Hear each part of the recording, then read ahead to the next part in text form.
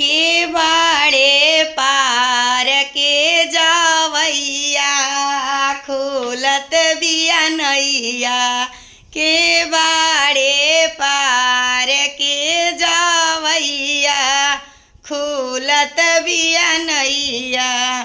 एक ओरिया राम जी बैठस एक ओरिया लक्ष्मण जी बैठस एक ओरिया राम जी बैठस एक ओरिया लक्ष्मण जी बैठस हे बिचवा में शिव गुरु खेवैया खुलत बिया नैया बिचवा में शिव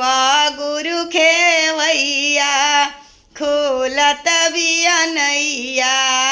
के बाड़े पार के जवैया खुलत बिया नैया